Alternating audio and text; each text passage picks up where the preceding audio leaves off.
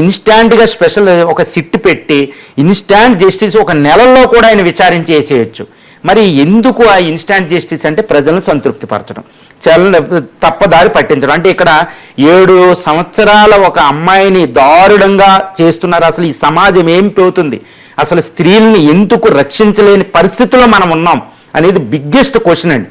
అది పక్కన అలా ఒక్కసారి అది పక్కన పెడితే ఇలాంటి ఎంతటి నేరం చేసిన వ్యక్తి అయినా, దారుణమైన వ్యక్తినైనా న్యాయస్థానాల ద్వారానే విచారించాలి. పోలీసులకి ఏ మాత్రం కూడా హక్కు ఉండదు వాళ్ళని ఇన్స్టాంట్ జస్టిస్ చేయడానికి. ఇన్స్టాంట్ జస్టిస్ అనే దాని మీద మనం చాలా పెద్ద చర్చించే.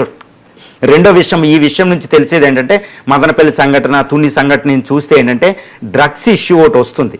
మగాళ్ళు మృగాల్లాగా తయారవడం. భారతదేశంలో మళ్ళీ రామాయణ మహాభారతాలు తెచ్చి దుశ్శాసను చంపిన విధానం, రావణుడిని చంపిన విధానం, తర్వాత మళ్ళీ ద్రౌపది 14 సంవత్సరాలు జుట్టు విరబోసుకుని ఆ దుశ్శాసనుని ఎముకలు విరగదీసి భీముడి ద్వారా చంపి రక్తం రాసుకున్న ఒక వీర వనితలు లాంటి సీత లక్షణాలు బయటికి చెప్పాలన్నమాట. ఒక రేప్ చేసిన వాడికి భయంకరమైన శిక్ష ఎలా ఉంటుందని న్యాయస్థానాల ద్వారా విధించాలి. గుర్తుపెట్టుకోవాలి, భీముడు